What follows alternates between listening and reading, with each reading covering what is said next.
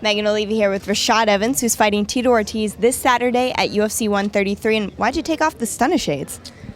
I couldn't see.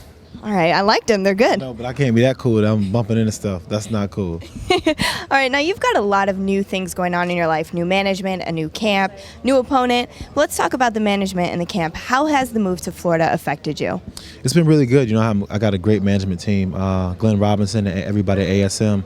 They spare no expense to make sure that, you know, everything is going good with the team and with myself, you know, and they spend a lot of time with each and every one of the fighters and make sure that we're all on the right page.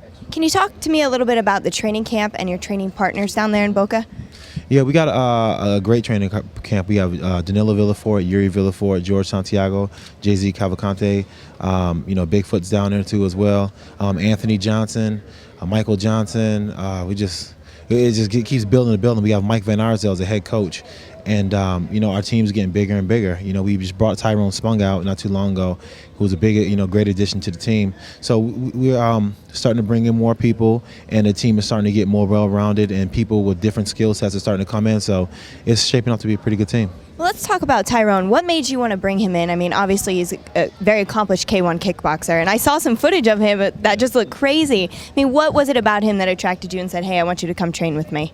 You know, before it's even about what he does in the ring or whatever, it's about the kind of person that he is, and he was such a good person and really easy to talk to, and we just vibe really well. So I wanted to bring him out, and then, you know, he's such an amazing teacher, amazing coach as well, and we speak and we vibe on the same level, so he's able to reach me and talk to me in other ways that a lot of coaches couldn't.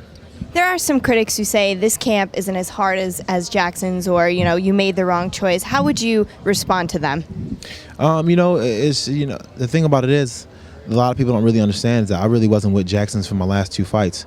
You know, he was in my corner, but at the same time I was training in Denver, and that's a branch of Jackson's, but at the same time it's not under the New Mexico, you know, with the New Mexico team. So you know, I've been away from Jackson's for a while, so it's whatever. You know, they thought I looked they can assess how I looked in the last couple fights or whatever, and I mean, I'm still winning without it.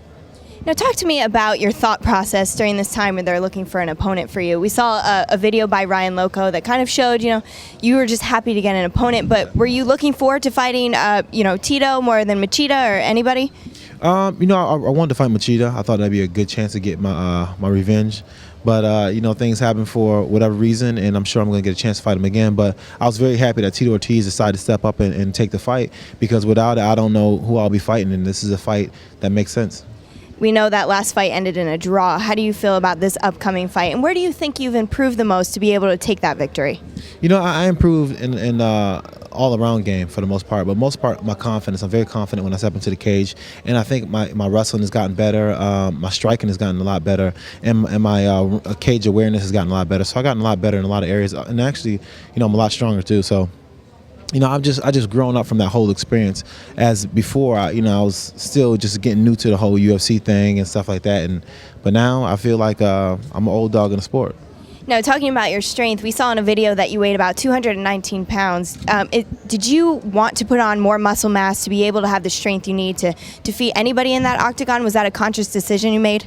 No, it wasn't more conscious. You know, I've been getting heavier and heavier as I've been getting older. I think my metabolism's slowing down. But, you know, to be at that weight was pretty good for me, because in my last few camps, I was kind of heavy, coming in about probably like 235 or so. So I got my weight down and got it controlled, and now I feel better and stronger than I ever have felt before. All right, well, they're about to start that press conference. Thank you so much for your time, Rashad. Good luck on Saturday. Appreciate it. Keep checking Heavy.com for more UFC 133 coverage.